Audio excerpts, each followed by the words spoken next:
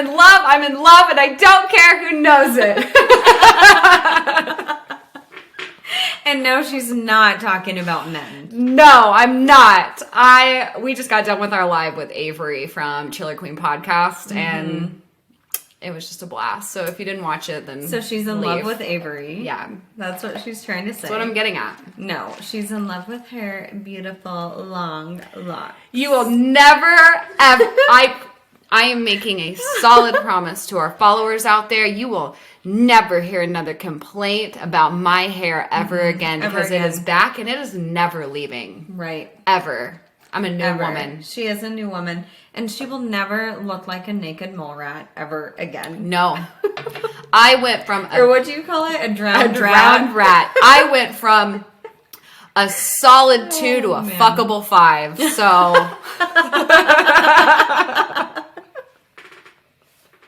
So if you're single, still don't contact me, because not interested. That's the thumbnail. That's it. Wow, this started with a bang. Yeah, it did. Yes, we already had these delicious margaritas in our live, and they taste like juice. So but let's get wasted. They're not juice. Nope. So that's really the news. Yeah, that's the news. I mean, we've been so busy with the podcast. Like last night, we got drunk for you all, double drunk, and then tonight we're getting double drunk, and probably tomorrow and Wednesday. No, I'm kidding. And every day, we might need to cleanse our liver. My friend responded to. I reposted our little sneak peek of our tequila video. It's a cheaper, expensive taste test video. And I put, one of us doesn't know our tequila like we thought. And she goes, yeah, that's definitely you. So I'm just the town idiot, I guess. You know, you said it, though, with a lot of confidence. Like, anytime you would be like, oh, this is Don Julio, for sure. You said it with a lot of confidence, so that's all that matters. And I am going to give a lot of credit to Jose Cuervo. I don't care what you say, it was good. So hey, it was way better than Patron, but still not good at all. And this is a formal apology to Clase Azul, because I keep getting it wrong. Okay, Clase Azul. Double apology. One, for getting your name wrong the entire video. And I said they were Patron. But at that point, we had done like 6 shots. My taste buds were just gone. I think we were on like number 8. It was nuts, guys. It was bad. So that's the news. And you will be able to find that video on YouTube. Yeah. So check it out if you want to see us get drunk and make a fool out of ourselves. Yeah, especially me. It was fun. And I basically eat the entire video too. So. She does. She's eating like a bowl of munchies. Yes. So. But yeah, that's all I got. All right, that's all I got too. You ready to dive in? Let's just do it. Okay. So, drinking margaritas. We are drinking margaritas. So that is our Something Spiked. So if you are 21 and up and you want to drink along, and we will talk about the drinking word here in a second, whenever we do the disclaimer. Okay. Bottoms up, bitches. No, you got to take a drink after you cheers, or it's bad luck. Or you'll have 100 hangovers. Oh, God. That's the last thing I need. I know, right? Okay, so our videos and podcasts are for entertainment purposes. All information discussed was found on the internet. Keep in mind, we will talk all things sinister that may or may not be suitable for all audiences. Viewer and listener discretion is advised. So, drinking word is shooting, shot, shooted. Nope, he's a strangler. I thought you said he used a gun. No, that was the other guy. Oh, okay. Never mind. Can we do strangle? We can do strangle. Okay, strangle, strangler, strangling, strangulation. So again, if you hear the and word... daddy. That's the bonus word. No. Okay, yeah, daddy. Fine. We'll never say it. But unless we're talking about Daddy Rogan, which we might. Maybe. We got to manifest that shit. Like, we want to be on his podcast one day. So if any of our listeners, like, have connections and you know Daddy Rogan personally, or can get us on the show, like even if we are the water girls, like we will be the water girls. I will literally be security at the door. I will clean the toilets. I don't care. There is no low when it comes to Daddy Rogan. Right. So, all right. So if you hear the word strangle, take a sip and hopefully you get drunk too. We are talking about Carroll Edward Cole, aka Eddie. That's what he kind of goes by because he hates the name Carroll. I would too as a man. He was a serial killer who was executed for killing at least 15 women, although he confessed to 35. Of course he did. You're not special. Most serial killers claim to kill more than they do. Yeah. So he was born May 9th, 1938 in Sioux City, Iowa. So we are still in the Taurus season. And y'all, I will be so glad when we are out. This bitch, I walked into her house and she's like, it's my birthday week. I mean, it's kind of a big deal. I'm going to be 30 on Sunday. So, join our Patreon, like subscribe and pay for my Botox because I am turning 30 on Sunday. And also, if you were on our Instagram Live, which we are literally recording a week before, you hear that we want to go to a podcast convention with Avery, but we need your help and support to make it there. So join our Patreon and donate to our podcast convention fund. Yeah, I like that. I like that idea. Or my Botox. Or her nursing home fees. Or that. Because they are expensive. Give us your money. All right. So, again, we are still talking about a Taurus. So, Taurus traits, particularly a man, they're known for having positive traits such as loyalty, generosity, determination, protectiveness, and patience. But the negative traits are the completely opposite. They are lazy, can be materialistic, opinionated, stubborn, highly jealous, possessive, and emotional. According to David Jester, and of course I had to find this article, and his last name was Jester. That's her maiden name. It's my maiden name. He says that Tauruses are devoted, patient, and hardworking, traits which can make a great personality in someone who is stable and good-natured, and an evil manipulator in someone who is not. Apparently, he's been researching serial killers and the zodiac signs for a very, very long time. And he also stated that Taurus serial killers tend to be the most gruesome and notorious serial killers. Really? Yeah. Huh. I know. So, which is kind of crazy. You just see that on the screen? The orb? Yeah.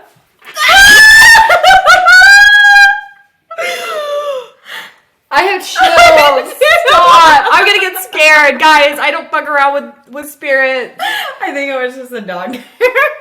That thing was round. That was not a dog. Okay, okay.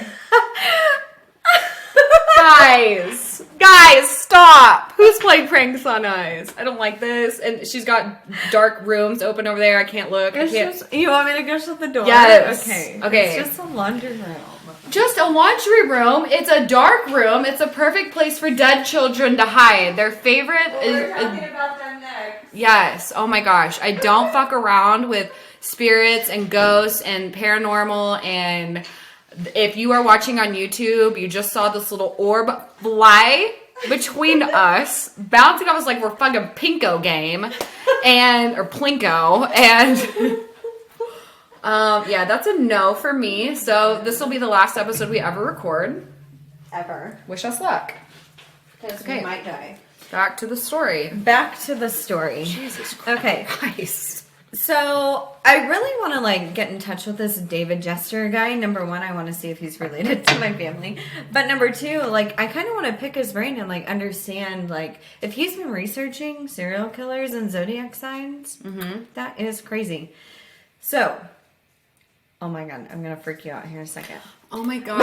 Seriously, I cannot handle this. We are talking about Carroll Cole. He goes by Eddie. Okay. He was born May 9th, 1938. What is the date today? May 9th. What if that was his orb? Shut the fuck up, Alexa. Oh my god, I'm not even kidding. I'm so just kidding. But it would have been his birthday today. Okay, he was born in Sioux City, Iowa to Laverne and Vesta Cole. He was the second child, but when mom had baby number 3, they moved to Richmond, California. And his father was immediately drafted into World War II. So mom had to hold down the fort, feed the family, figure out the whole money situation. So guess what she began doing? Prostituting. Yep. Oh, cool. She became a prostitute, and she made the kids go to her jobs while she was a drunken mess. She would have sex with men for money, seriously, super drunk. And then she would go home and beat the children whenever they got home. Aww. She abused all of the children, but mostly abused Eddie and abused him the worst. And the reason why she abused the children was because she did not want them to tell their father when he came home from the war what mom was actually doing to make money. How many kids are there? 3. Okay. Yeah. That's sad. Yeah.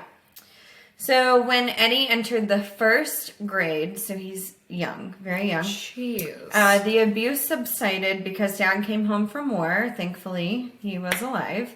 But he was bullied in school for having a girl named Carroll, because his name was Carroll, so that's why he went by Eddie. I feel like that was a popular name for boys back in the day, though. No? I mean, yes and no, but particularly it's going to be a girl name. Like, it's not going to be a boy name. So, fair.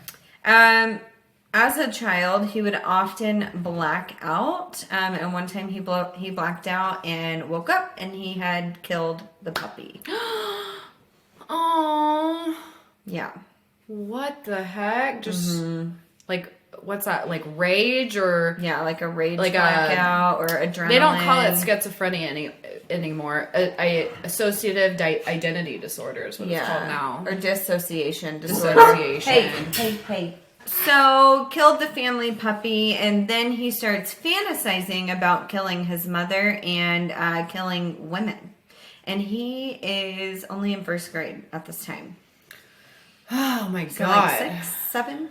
Jeez. So at 8 years old, he was swimming at the Richmond Yacht Harbor with some friends. He waited for one of his friends, Dwayne, to be alone, and he drowned him. Fully put him underwater until he died. Oh. 8 years old. My god. How do you even know how to do that? I don't know. So, Dwayne was one of the boys who would make fun of him for having a girl name. So, Eddie got the revenge back and said, "Bet you will never call me a girl ever again. No more bullies up in here. No more bullies He's up like, in here. we don't tolerate bullying, but murder. It's all right. It's all right. Eddie obviously told everyone, like parents got involved and the police got involved, told everyone that it was an accident. But of course, whenever he was an adult and whenever he was arrested, he admitted it later that he actually did kill him. Yikes. And that honestly could be something really easy to cover up. Like, think about all the games you play as a kid. Yeah, and in the water. And like dunking each other or... who can hold their breath the longest, who can sit at the bottom of the pool, easy peasy. So when he was 14, so this is in 1952, he was tested, his IQ was tested, and he was a genius. Score of 152. But he was a D average student. So that was one of the reasons why he was tested, because his parents were like, what the fuck? Why are your grades so bad? They literally called him retarded. And turns out he was the complete opposite. He was an actual genius. He just didn't like school. And probably bored and bullied and... Yeah, exactly. So he started burglarizing liquor stores and he would drink the alcohol that he stole. So... how old are we at now? 14. Wow. Yep. So fast forward to when he's a junior in high school, so 16, he dropped out of high school. And then 2 years later, when he was 18, he joined the Navy. So here we go, another serial killer in the military. Y'all need to do a better vetting job here, because this is getting a little ridiculous. It is. It's getting a little ridiculous, and like, what the hell? It's wild. Shortly after joining the military, he ended up going to the military jail or brigade or whatnot for theft and alcohol use. So he was actually stealing guns. Wow. Yep, stealing guns from the military and selling them. I'm sure that's probably, well, stealing anything from the military, but that's got to be a huge, huge crime. Yeah. Well, he did not get dishonorably discharged yet. 2 years later, still in the Navy, San Diego Police Department arrested him on suspicion of burglary and theft charges. This is what got him discharged from the Navy. Huh. Yep. Okay. So he returned home back to Richmond to live with his parents. And again, mom was abusive, but mostly verbally abusive at this point. You will also notice, like, from this time until he goes to prison finally, he is in and out of jail a lot. Like, I mean, a lot. But it's only for short periods of time. And we're going to talk about some of it, but not all of it. But keep in mind, like, his young adulthood, he's probably in jail more than he's free. Ooh. Just because he's stealing shit and he's messy and, like, he doesn't even care. Like, he's just kind of all over the place. Man. So, 2 years later, 22 years old, this is in 1960, he approached a couple in a parked car at Lover's Lane. It was a drive-in movie theater, and he attacked them with a hammer. Wait, he killed them? Nope. Oh. Convicted of assault with a deadly weapon, they lived, and he was sentenced to 30 days on a county work farm. I can't make that shit up. So someone comes and beats the fuck out of you with a hammer. It's clearly attempted murder. Yep, he wanted to kill him. And they're like, you know what would be really good for this guy? To be around animals and nature for 30 days. Yeah, we're going to have you till the land for 30 days and you're going to learn your lesson. Like, get the fuck out of here. No. Yeah. So, not only was he, like I said, in and out of jail, but he was also in and out of mental hospitals. He attempted suicide multiple times, but the one time that he did, he was diagnosed being a psychopath. No kidding. Right. He was discharged from the mental hospital. You're fine. From the mental hospital early after being admitted because they determined that this is a personality disorder. Like, you are doing this. This is not a mental illness. This is a choice. Like, just fix yourself. Your chemicals are fine. Just quit fucking around. Right. He also, before they discharged him, he told the hospital staff and the police whenever he was, arrested many times, he told them often that he had fantasies about murdering and raping women over and over and over again, but they kept letting him free. They're like, no, this guy is just doing all of this for attention. Like, we're just going to let him. Are you joshing me right now? Like, what seriously. the heck? Yeah. I'm trying to think of a circumstance where, like, because obviously people do kid or like, oh, I'm going to kill so-and-so, or I'm going to beat the shit out of so-and-so, or I'm going to go, whatever. However people joke, dark humor. Mm-hmm. But I'm trying to think if there's ever been a time in my life where someone said something like that, and I was like, yeah, they might be serious. But I don't think I have. No, I don't think I have either. But I know a few people who are... I guess I could see them as potential of a crime, and if they were to say it, I feel like I could recognize it. You would hope so. But you're a professional. We're talking about professionals here that work in the hospital and that are fucking police officers. And this crazy person is telling you that he has fantasies of murdering and raping women. And honestly, not saying, murder is obviously the end all be all, but rape's not good, but I feel like joking about raping someone is almost worse than joking about murdering someone because it is that's what I guess I'm getting at. It's a common thing to joke about murdering people. Yeah. But if you're like, I'm going to go rape Susan. Yeah. Like, they were just like, this guy. He's just a psychopath. Don't worry. It's just a personality like, you should have heard disorder. the joke last week where he said he wanted to rape Debbie. Like, what? No, that's not fun. It's not a joke. Right. So September 1962, he was transferred, while he was in a mental hospital, he was transferred to Stockton State Hospital for further testing because the prior doctor had diagnosed him as a passive, dependent person with the facade of independence and confusion concerning sexual identification. So they're like, whoa, there's a lot going on here. Can you repeat that? Yeah. That's a lot. It's a lot. So it's more than just a personality disorder being a psychopath. Okay. So they're like, we need to send him for additional testing. So they sent him to Stockton State Hospital. Dr. Wise said, quoted, "He seems to be afraid of the female figure and we cannot have intercourse with her first, but must kill her before he can do it." Because he's scared of it. Because he's scared of women. Because of his mother. So Dr. Wise diagnosed Eddie with schizophrenic reaction of the chronic undifferentiated type. So he has schizophrenic reactions when it comes to women. I called it.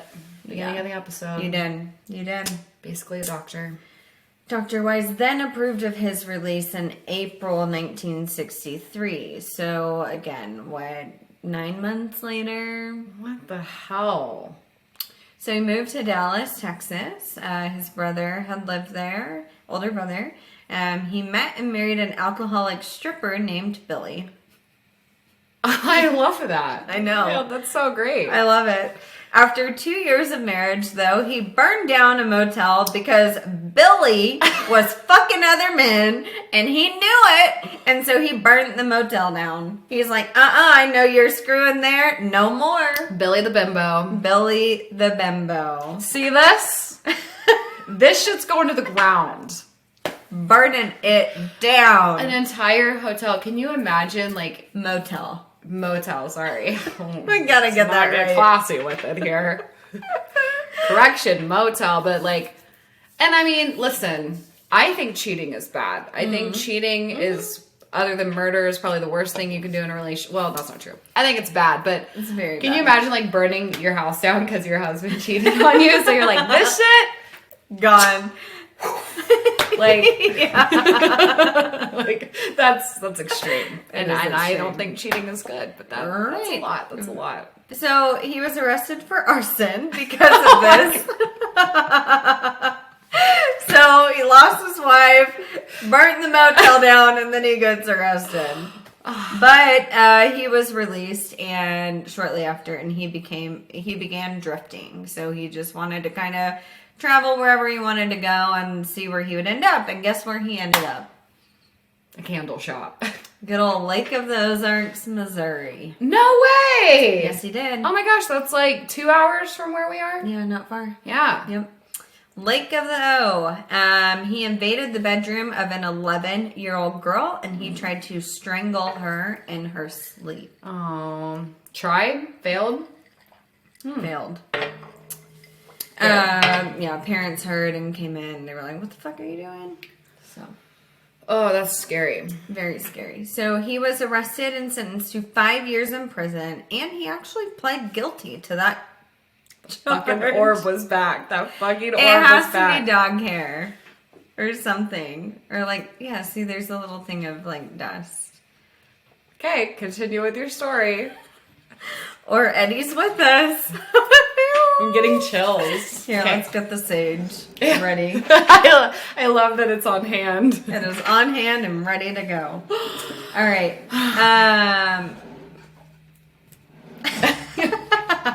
Yeah, keep that shit out. 1970, so a couple years later, he moved to Nevada, where he attempted to strangle 2 more women. So he's not very good at strangling. No. Okay. He then was like, you know what? I need to get back into another mental hospital. So he checked himself in, where the doctors continued to document his fantasies because he just consistently bragged about it. But they released him and gave him a bus ticket back to California, particularly San Diego. So Dr. Pebbles... I know, That's I adorable. like that name. I know. So cute. Dr. Pebbles was one of the psychiatrists at this mental hospital in Nevada, recanted his diagnosis and said Cole was a highly manipulative man who is utilizing his difficulties with the law and his threats of violence in order to acquire shelter when he is out of funds. So... he had looked at his entire health record and was like, no, there is no mental illness with this guy. This guy is just a master manipulator. Yeah. And will be violent whenever he is in need of literally anything. So, are you saying that he would commit these crimes in hopes of getting put in jail so that he would have apparently just something to do? That's what they thought. That's crazy. And it's crazy, too, that two people so far have diagnosed him with saying just a personality he doesn't have disorder. a mental disorder. Right. Wow. Right. Wow. Okay. Well, Yeah. I mean, some people get jobs and some people commit murder. So Right. or find a hobby. So, we've talked about, some things before he starts murdering, right? We've talked about him, burning a motel down. We talk about how he killed the puppy. So I want to talk about, like, the Mcdonald Triad for those of you that don't know what that is. Do you know what that is? No. Like McDonald's or McDonald? McDonald's. McDonald. Yeah, McDonald. Okay. So the McDonald Triad is a set of 3 factors. It was proposed by psychiatrist Dr. McDonald. The Triad links 3 different characteristics that basically say if you have 2 out of the 3, you're more than likely to become a serial killer. Oh, God, I'm scared. So it links cruelty to animals, Okay. obsession with fire setting, and persistent bedwetting. Okay. Well, I only have 1 of the 3. I'll let you guess which one. Persistent bedwetting. No, but I am kind of a pyro, so. Okay, but you didn't have But I didn't burn a motel down. Fucking arson, you weirdo. I just like to play with my candles. Okay, that's fucking weird. If there are any psychiatrists or psychologists listening, please drop your number in the comment box. 1-800-HELP. You don't like to stick paper, like if you're burning your fireplace or something, I love to mess with the wood and throw shit in there to burn and okay, a fireplace maybe. A candle or I just like to get the most out of my candles, and so I'll play around in the fire or no. Okay. Anyways, continue. I'm normal pyro. I think a lot of people like to set stuff on fire. It's cleansing. Did you also wet the bed? No. Or you cruel to animals? No, definitely wasn't cruel to animals. I think I once or twice normal wet the bed. Right. But that was me.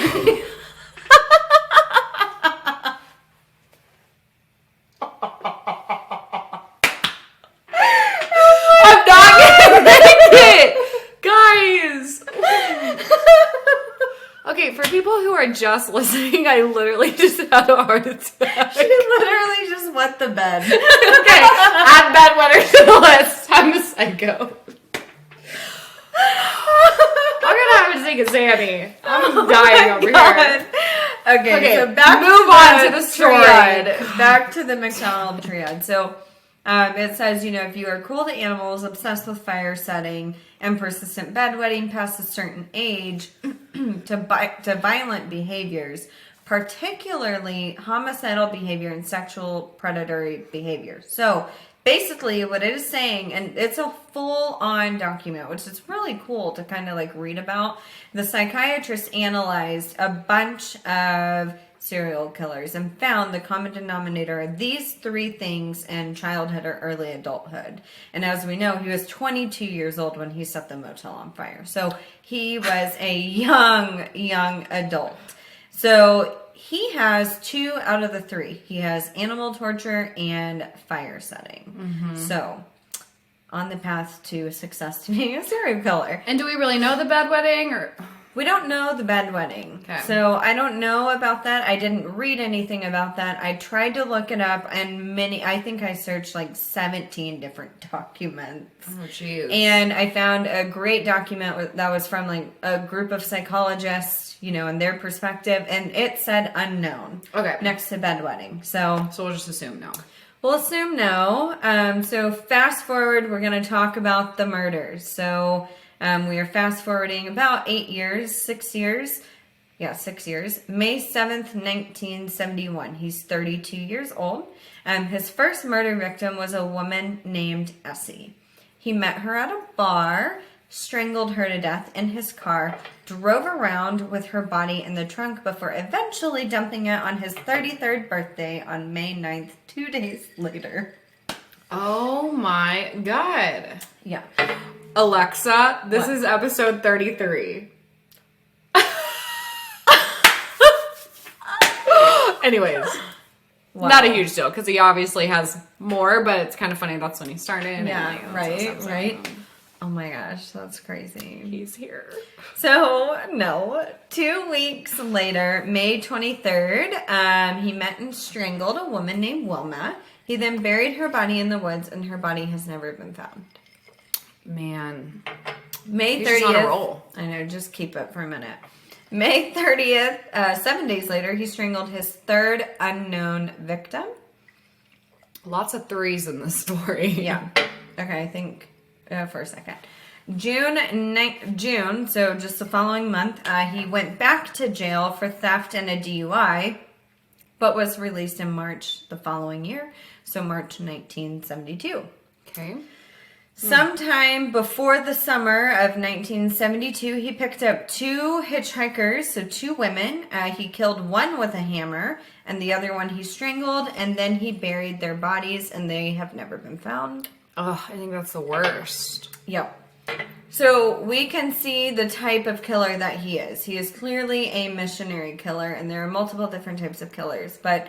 I know it's kind of weird, like, we've never really dived into the types of killers and the Mcdonald Triad and stuff like that, so I wanted to put that into perspective for you all. For those of you that don't know, there are different types of killers. There are emotional killers, there's, whatever. He is a missionary killer, and they call it missionary or mission-oriented. A mission-oriented killer sees his goal as eliminating an identifiable group of people, such as prostitutes, or young women, or black women, or gay people, or children. Homeless? So, would that be one? Or no? Yeah, like homeless people, for sure. So an identifiable group of people is who they solely focus on. So this type kills for pleasure derived from the act of killing. So you'll also see that his main method of killing is strangulation. So I think there's only a couple of instances where he uses a hammer, but every other murder that he did, he strangled them. So, yeah. Crazy. Wow. Mm-hmm. And it's just like one and done. Bam, bam. Bam, bam. So the following year, July 1973, he married another woman, so wife number 2. Her name is Diana. She was an alcoholic, but was not a stripper, so he graduated a little bit. No hotels are going to be harmed in this one. No hotels are going to be harmed in this one. However, we'll talk a little bit about her. Their marriage was nowhere near a normal marriage at all. Neither one of them were, is it misogynistic? Where you only have sex with each other. Like, you're not, like, both of them cheated on each other. Misogynist? No. Misogynist. Misogynistic. No. A misogynist is like a man who puts down women. You're a misogynist. You're thinking of... No, that's not right. There's polyamorous. multiple. Okay. So, monogamous. Monogamous. Not misogynist. Monogamous. Guys, also, I'm really proud of myself. Yeah, I'm proud of you too. Yeah, misogynist, monogamous. Got it. Okay. Different. They were They were not monogamous. They were polyamorous. Yes. So they... Poly meaning multiple, amor, love, us. Okay, I just ruined all my credit. Yeah, she ruined all of it. Anyway, so they both cheated on each other constantly. It was just a very, very toxic situation. Okay, but time out. There was also...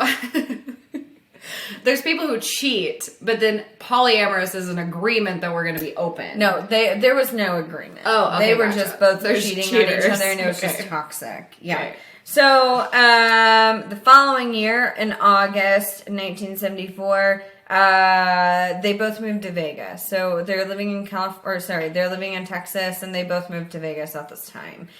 He found a job where he was transporting coins, or like casino chips, but they used to be coins. He would transport coins from airports to casinos, but he felt like the casino life was too much for him. So he fucking left Diana behind in Vegas, and he moved to Wyoming. I'm shocked he didn't like steal. Yeah, not from there. Surprisingly. Or burn a casino down. Right, burn the fucking casino down. So the next year in August, literally a year later, he met a woman named Merlin while partying. She was a prostitute, offered sex. He strangled her, and he left her on the side of the road in a sleeping bag. Wow.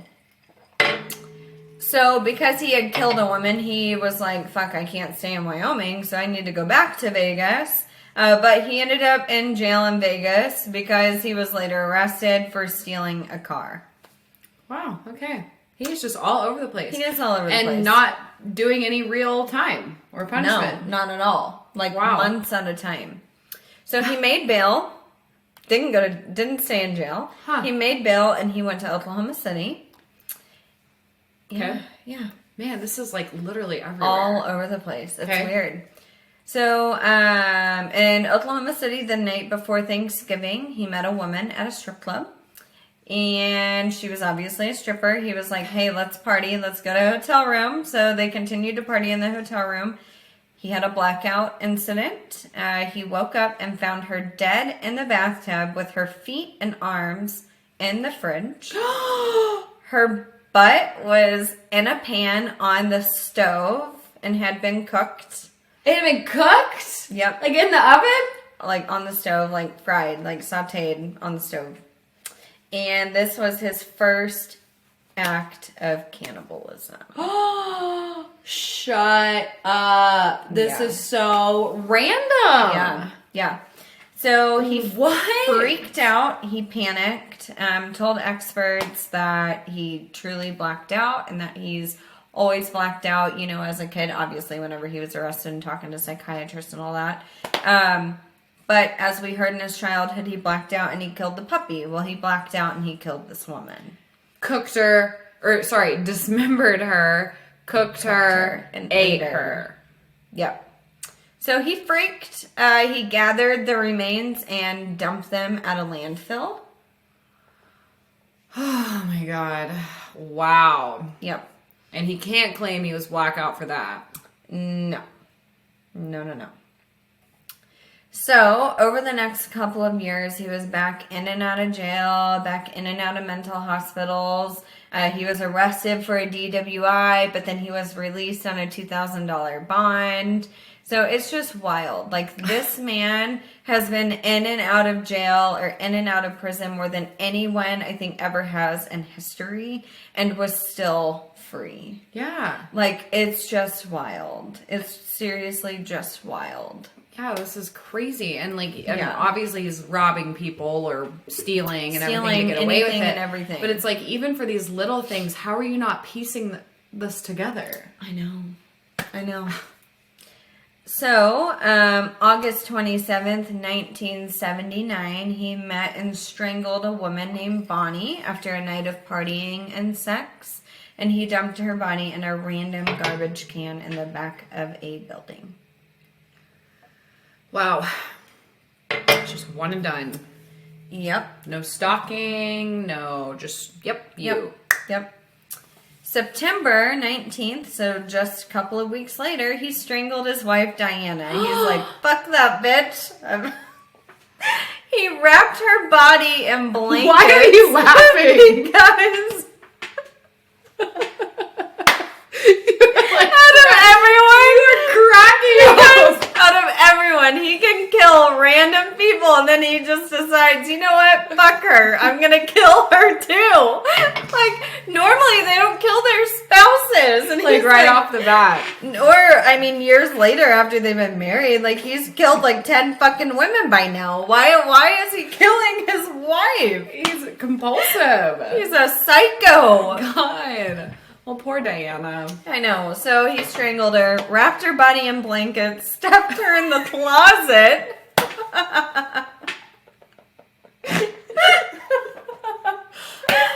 gotta laugh. Yeah, you have to, I guess. Oh my god. So bad. It's so bad. So stuffed her in the closet, right? Right. He's out back digging a grave for her. He's gonna bury her at her house, right? That's the punchline. Yes, right? He's digging this grave when the neighbor saw and called 911. Well, the bitch was already in the grave by the time the police arrived, and he told the police that they had a night of partying, and he woke up and she was dead, and so he freaked out. I just decided to bury her, officer. Yeah. So he said, he literally did. He told them that he wanted her to be buried at their home, and so the police took the body and they ruled her death as alcohol poisoning.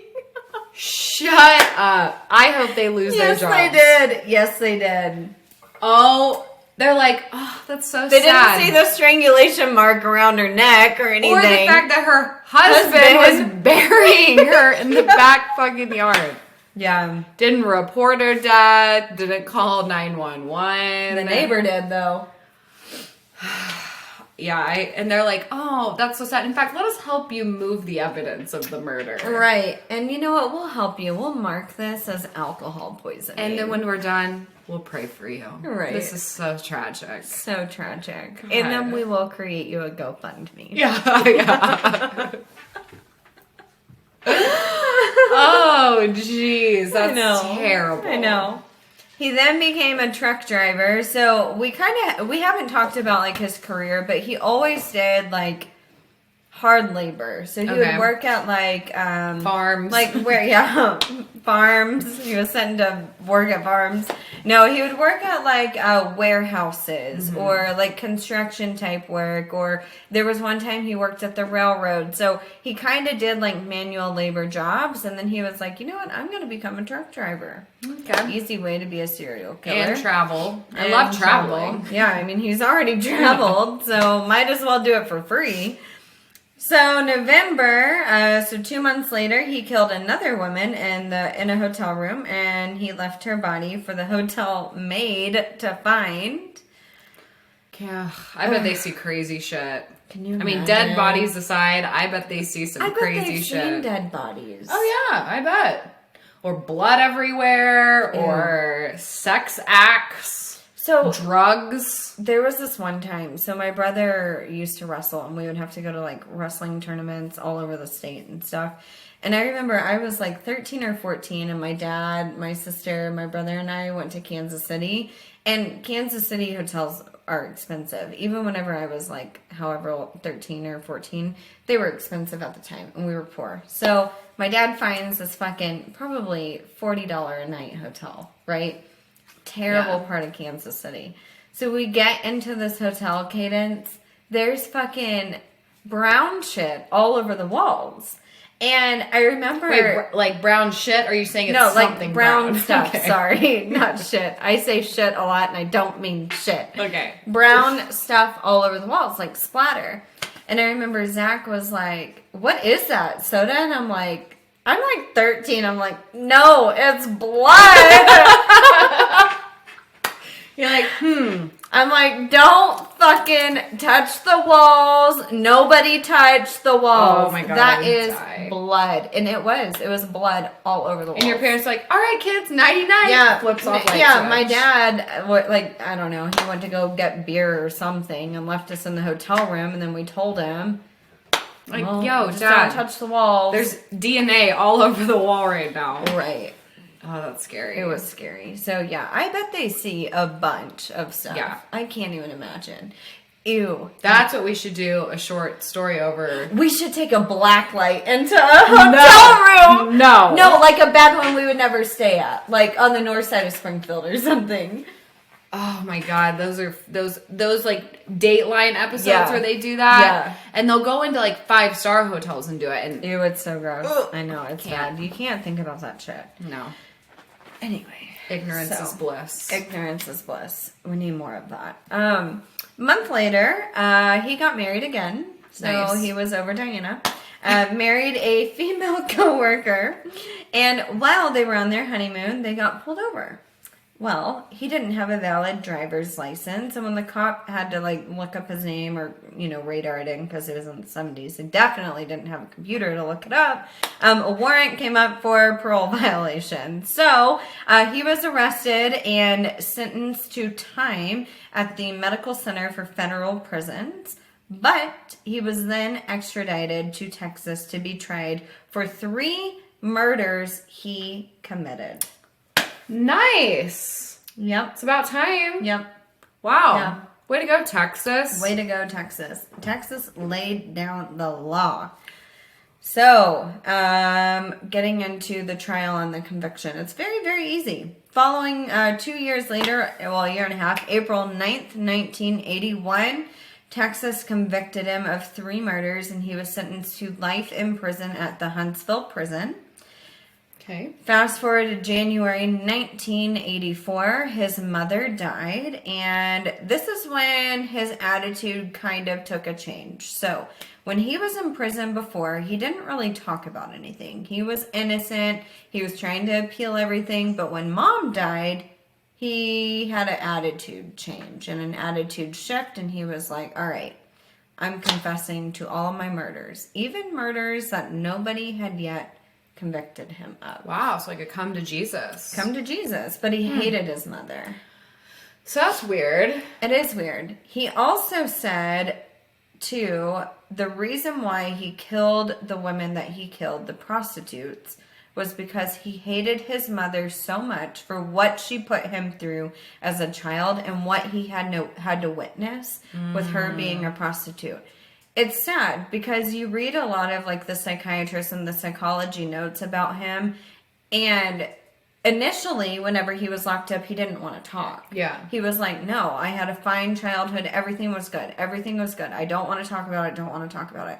But then after she died, he started talking, and he said that was what made him the way that he is. That is what made him hate women, and that's what made him hate prostitutes. And essentially, that's who he killed, was a prostitute. Yeah, I'm just curious, though. So going back to, like, his diagnosis of he's not mentally ill, he is just a manipulator and narcissistic and all of this, then it's like, okay, so you were covering up, and now you're telling us all the truth. And you, in theory, you would like to think, oh, because he is of a sane mind. Right. Well, I mean, sane. medically, then we should believe what he says, that he did all this. But again, he's so good at manipulation. He is. And he is a narcissist. So it's like, is he exaggerating? Because now he wants the attention. Like, Yeah, I know. It's hard. They did convict him of 14 murders. So he took responsibility, again, of all 14 murders plus more. Especially the murders in Nevada. He knew that, so the state of Nevada hadn't even convicted him yet. They were kind of piecing together the dots, right? Or putting together the dots because they saw what had happened in the Texas murders. They're like, oh, it's the same MO. He's strangling them. They're prostitutes. He leaves them or dumps their body. Has to be our guy. But he knew that if he accepted guilt, that he would face the death penalty. And he did. He didn't care. So he said, yeah, I did them. I'm guilty. Wow. So the next month, February 1984, he was extradited to Nevada, Las Vegas jail, where he was convicted of the deaths of two women and sentenced to death. When the sentencing was completed, so when the judge said, I'm sentencing you to death, all he said was, "Thanks, Judge." Wow, that is chilling. Yeah. Like, no emotion, literally nothing. He was just done. He was done. He was done. Exhausted. Yeah. Mentally exhausted. He's like, I'm done. I'm manipulating. And honestly, if you think about it, yeah. not saying that people who are mentally unstable don't have, burdens as well, but it's like, yeah. I feel like if this is a mental thing, right. your brain can compartmentalize it to hide it, to hide your feelings. Right. Whereas, like, if that's not your issue is not mental, that all is just existing. Like, you are reliving that. For sure. Yeah. You probably don't hide it away as good as somebody who has massive issues. Right. Right. And I mean, if you think about that lifestyle, I can't even imagine being like a serial killer. I can. Like, you, shut up. You are constantly like watching your back, I would think. Constantly watching your back, or, there's so much chaos and so much negativity and craziness going on in your life. And then all of a sudden you would... Rogan, get out of there. Get out of that bag. But you come to a point in time where you're like, I'm done. Yeah. Like, I'm exhausted. He had already said that he did it. So he's like, I know I'm going to die. He's like, fuck it. I did it. Kill me. Right. He's trying to get in that bag. Why? He's laying on it. Because that's ours from home. Oh my gosh. How So funny. pathetic. Anyways. So he was then sent to Nevada State Prison in November, so 6-7 months later. And he was executed the following year, December 6th, 1985. Wow. So what year did all of this start? In the 70s. Wow. Early 70s. Crazy. 1971. His first murder was when he was 8 years old. Right. But his main murder spree was in 71. 70s. Wow. He just literally was like, over it. I'm done. Yeah. Which is, I feel like, pretty uncommon. It really is uncommon. Yeah. Either they're like singing like a canary in the beginning, or they maintain their innocence throughout the entire situation. Yeah. And even the people who admit or plead guilty aren't like, I'm over it. Just kill me. Yeah. Wow. I know. Crazy story. I've never heard that one. Yeah. So that was Carroll Edward or Eddie Cole. Great job. Well, I'm glad we made it through that episode. I got chills like 5 million times, and now we're getting ready to record a paranormal episode. So this is just so great for me right now. But, patrons, Patreon. So guys, a couple of things. We really are looking to grow the podcast. Yes. Boost our engagement. So obviously, if you would like to help support the podcast financially, you can go to our Patreon. There are several perks for you there. But even if you don't, please, if you're liking this on YouTube, hit like, hit subscribe. If you're on a podcast platform, take a second to rate and review. Mm-hmm. You can also just go to our Instagram, follow us, like a couple of pictures, leave a comment occasionally, and it helps so much. It really does. So smash that like button, hit subscribe. Yeah. Like, comment, share, save. And thank you. Comment, share, save. Okay. New single coming out next month. But thank you to our Patreons. Yes. You guys significantly help out by your monthly donations. So we appreciate it. And thank you to our sponsor, Color Up CBD, colorupco.com. Use code Sinister20 to get 20% off of your skincare needs, your CBD needs, and stuff for your dogs. Because this one needs it. Oh, he's laying in a bag right now. Yeah, he is. Especially it's summer, guys. Protect your skin. Protect your Be skin. healthy and shit. Right. Right. And we will see you next week with a short, sinister story. Yes. All about Paranormal, fucked up kids. Kids. The two people in this world who should never, ever give any sort of knowledge on children are going to be coming at you with the scariest of fucking little cum dumpsters. So...